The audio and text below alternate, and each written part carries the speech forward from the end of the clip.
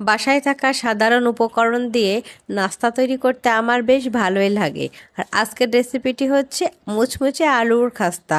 আর এটার জন্য প্রয়োজন আলু। আলু দিয়ে আমি তৈরি করেছি এমন দারুণ নাস্তার আইটেম। আমি আজকের নাস্তার জন্য নিয়েছি এখানে একটা আলু সেদ্ধ করে। আলুটা আমি এভাবে খোসা ছাড়িয়ে নেব। এবার একটি গ্রেটারের সাহায্যে আলুটা খুব ভালোভাবে গ্রেট করে নিব। এ কাজটা মেখে নিলেও হবে, কিন্তু যদি গ্রেটারের সাহায্যে গ্রেট করা হয় তাহলে কিন্তু এটা খুব মসৃণভাবে মেখে নেওয়া যায়।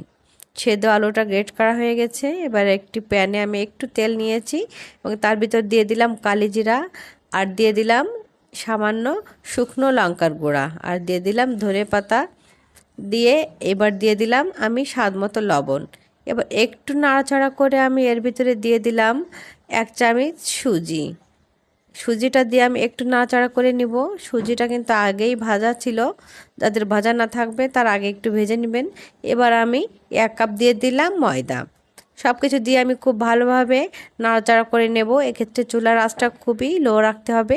এভাবে একটু নাড়াচাড়া করে আমি কিন্তু এটা ঢাকনা দিয়ে ঢেকে রাখবো।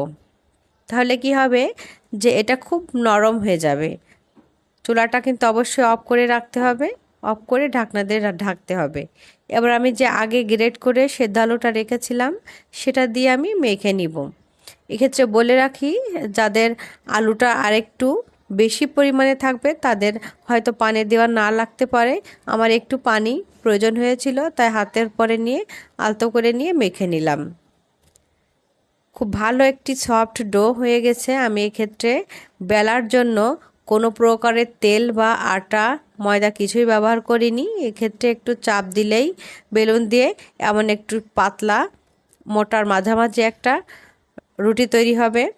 অনেক বেশি পুরু না আবার পাতলাও না, এভাবে একটু করে নিব। ঠিক এমন একটা পুরু আমি এভাবে একটা রুটির আকৃতি করে নিয়ে চারিপাশটা একটু কেটে নিব। খাস্তা শেপ দেওয়ার জন্য আমি এভাবে ছুরি দিয়ে কেটে নিয়েছি। তারপর আমি এটা এভাবে পিস করে নিলাম।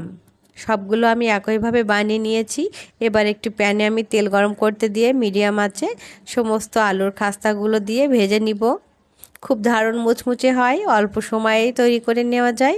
এই যে আমার গোল্ডেন রং চলে এসেছে, আমি এ পর্যায়ে উঠিয়ে নেব মুচমুচে আলুর খাস্তা।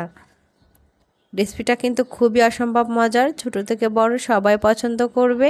আর কতটা মুচমুচে আমি একটা ভেঙে দেখিয়ে দিলাম, হাতের সাহায্যে এভাবে চাপ দিলে ভেঙে গেল। যাদের ডায়াবেটিস আছে কিংবা চিনি খান না তাদের তো দুর্দান্ত একটি রেসিপি, তারা সবসময় এটা বানিয়ে রেখে দিতে পারেন, যে কোনো সময় এটা খেতে পারেন। তাছাড়া অতিথি আপ্যায়নেও বানিয়ে নিতে পারেন।